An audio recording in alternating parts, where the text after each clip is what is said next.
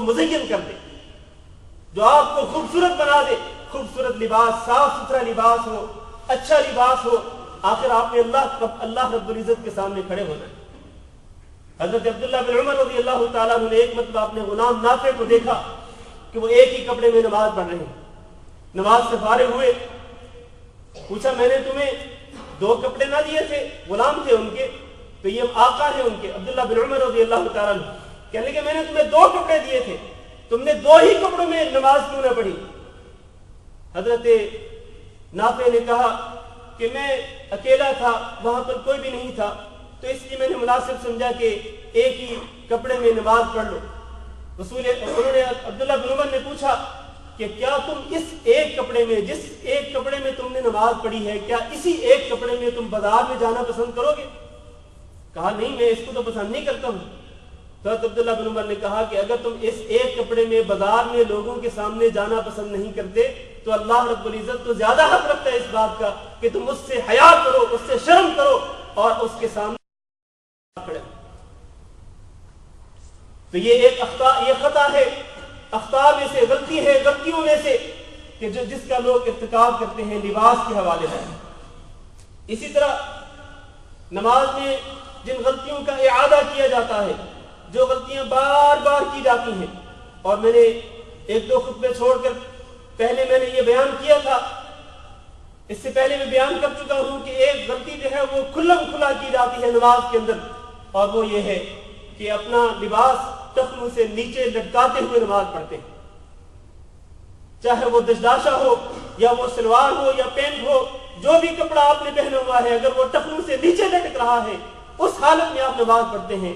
تو آئیے وہ حدیث سنیں، رسول اکرم صلی اللہ علیہ وسلم نے ارشاد فرمایا کہ جو شخص نماز کے اندر اپنے کپڑے کو ٹخنوں سے نیچے لٹکاتے ہوئے نماز ادا کرتا ہے تو اس کا اللہ رب العزت سے کوئی تعلق نہیں۔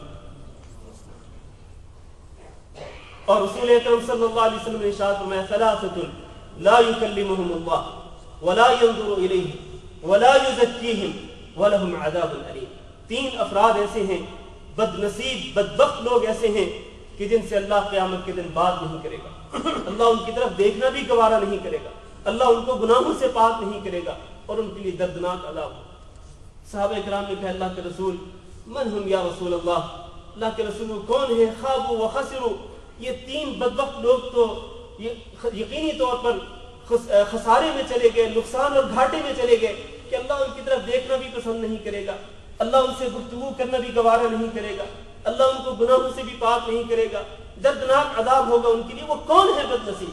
فرمایا المسبل، سب سے پہلا ان تینوں میں سے وہ جو اپنا کپڑا ٹخنوں سے نیچے لٹکاتا ہے۔ اور یہاں میں تنبیہ کرتا ہوں ان لوگوں کو جو یہ کہتے ہیں بڑی جسارت کرتے ہوئے، کہتے ہیں جی کون سا ہمارے اندر کوئی تکبر ہے، کوئی بڑائی ہے کہ جس کی وجہ سے آپ اتنی سختی کر رہے ہیں۔ اور سنو یہ حدیث رسول اکرم صلی اللہ علیہ وسلم کی، اس میں آپ صلی اللہ علیہ وسلم فرمایا المسبل، جو شخص اپنا کپڑا ٹخنوں سے نیچے لٹکاتا ہے یہ ان 3 بد نصیبوں میں سے ہے۔ یہاں تکبر کا لفظ نہیں بولا گیا کہ تکبر کے ساتھ لٹکاتا ہوگا تو پھر اللہ ان کی طرف نہیں دیکھے گا۔ جو بھی چاہے تکبر ہو یا تکبر نہ ہو، دونوں صورتوں میں وہ جس حالت میں بھی وہ کپڑے کو ٹخنوں سے نیچے لٹکاتا ہے تو اللہ رب العزت اس کی طرف نہیں دیکھے گا، اس سے بات کرنا گوارا نہیں کرے گا۔ دوسرا شخص المنان، جو احسان جتلاتا ہے، احسان کیا پھر جتلاتا رہا۔ اور تیسرا شخص وہ کہ جو اپنے سودے کو، اپنی کسی چیز کو جھوٹی قسم اٹھا کے بیچتا ہے، اس کی طرف گوارا نہیں کرے گا، اس سے بات چیت کرنا گوارا نہیں کرے گا۔ اس لیے اس سے پرہیز کریں، خاص طور پر نماز کی حالت میں۔ ویسے تو عمومی طور پر ٹخنوں سے نیچے کپڑا لٹکانا درست نہیں ہے، حرام ہے، اس دیا ہے، عمومی طور پر بھی اس سے بچنا چاہیے، لیکن خاص طور پر نماز میں اس سے پرہیز کرنا ضروری ہے۔ ایک اور غلطی نماز کی غلطیوں میں سے، کئی لوگ جو ہیں وہ جب رکوع و سجود کرتے ہیں تو پھر وہ اطمینان کے ساتھ رکوع و سجود نہیں کرتے۔ رکوع میں جاتے ہیں تو ان کی پیٹھ، ان کی کمر جو ہے وہ سیدھی نہیں ہوتی، کمر اور سر دونوں سیدھے نہیں ہوتے ہیں، برابر نہیں ہوتے ہیں، تھوڑے سے جھکتے ہیں، اور پھر ایک مرتبہ سبحان ربی العظیم پڑھا اور پھر سیدھے کھڑے ہو گئے۔ اسی طرح سجدہ بھی رسول اکرم صلی اللہ علیہ وسلم کی سنت کے مطابق نہیں کرتے، یہ بالکل غلط ہے۔ رکوع کی حالت میں یہ ضروری ہے کہ آپ کی کمر اور آپ کا سر دونوں برابر ہوں، कमर आपकी झुकी हुई हो और आपका सर जो है वो कमर के बिल्कुल बराबर हो। रसूल अकरम सल्लल्लाहु अलैहि वसल्लम इसी तरह रुकू किया करते थे और आप फरमाते थे ला तुजज़िउ सलातुन लिअहदिन ला युकीमु सुल्बहु फी रुकूइ अव सुजूद, कि उस शख्स की नमाज किफायत नहीं करती, यानी उस शख्स की नमाज नहीं होती कि जो रुकू में या सजदे में अपनी पीठ सीधी नहीं रखता। और यहां मैं तंबीह कर दूं, हमारे यहां बाज़ ख़वातीन ये समझती हैं, हमारी बात माएं बहनें ये समझती हैं कि ये पीठ को कमर को सीधा करना और सर के बराबर करना ये हुक्म जो है ये मर्दों के लिए है, औरतों के लिए नहीं। और वो ये कहती हैं कि औरत जो है वो नमाज के अंदर अपनी कमर को थोड़ा सा झुका ले तो बस वही काफी हो जाता है। मेरे भाइयों, रुकू और सुजूद की कैफियत में कोई इख्तिलाफ नहीं है मर्द और औरत के दरमियान। जो कैफियत रुकू और सुजूद की मर्दों के लिए है वही कैफियत औरतों के लिए भी है, और ये फर्क करना सरासर गलत है। लिहाजा खवातीन को, माओ बहनों को भी रुकू में और इसी तरह सजदे की हालत में अपनी पीठ को सीधा रखना चाहिए। रुकू में कमर को और सर को बराबर रखना चाहिए, ना तो सर नीचे ज्यादा झुका हुआ हो और ना ही बहुत ऊपर उठा हुआ, बल्कि दोनों बराबर होने चाहिए। और जहां तक सजदे की बात है, बाद लोगों को हम देखते हैं सजदा करते हैं तो सिर्फ अपनी पिशानी को जमीन पर रखा होता है और उनकी नाक जमीन से टच नहीं कर रही होती, और बाद लोग पांव ऊपर उठा लेते हैं, दोनों पांव जमीन पर नहीं टिके होते बल्कि ऊपर उठे होते हैं, और ये सरासर गलत है। जो शख्स भी इस तरह नमाज पढ़ता है कि उसकी नाक जो है वो जमीन के साथ टच नहीं करती, या जिस जगह पे हम नमाज पढ़ रहे हैं उस पर टच नहीं करती, सिर्फ पिशानी ही जमीन पर लगाते हैं और इसी तरह पैर उठे हुए हों, तो जो शख्स इस तरह नमाज पढ़ेगा उसकी नमाज नहीं होगी। क्योंकि रसूल अकरम सल्लल्लाहु अलैहि वसल्लम का फरमान है उमिरतु अन अस्जुद अला सबअति अअज़म, मुझे ये हुक्म दिया गया अल्लाह ताला की तरफ से कि मैं 7 हड्डियों पर सजदा करूं। आप फरमाया कि 7 हड्डियों में से पहली हड्डी ये पिशानी और नाक, ये दोनों एक ही है, और फिर ये दोनों हाथ, ये दोनों घुटने और इसी तरह दोनों पैर, ये सब मिलाकर के 7 होते हैं। तो इन 7 आज़ा पर सजदा करने का हुक्म दिया गया रसूल अकरम सल्लल्लाहु अलैहि वसल्लम को, और यही हुक्म है मेरे लिए भी और आपके लिए भी, मर्दों के लिए भी, औरतों के लिए भी, बड़ों के लिए भी, छोटों के लिए भी, सबके लिए यही हुक्म है कि वो 7 आज़ा पर सजदा करें। लिहाजा इसमें इसका ख्याल रखना चाहिए और इसमें गलती नहीं करनी चाहिए। ये रुकू और सुजूद जो है ये नमाज के अरकान हैं, फराइज हैं, अगर इनमें किसी भी कुताही में मुब्तला होंगे तो नमाज बातिल हो जाएगी। इसी तरह एक और गलती जिसका बार बार इआदा किया जाता है कि नमाज के अंदर इत्मीनान नहीं होता, बड़ी जल्दी होती है। कारोबार चल रहा है, दुकान खुली हुई है, या ऑफिस में जाना है, या कोई और दुनियावी काम है, उसकी वजह से नमाज को कुर्बान कर देते हैं।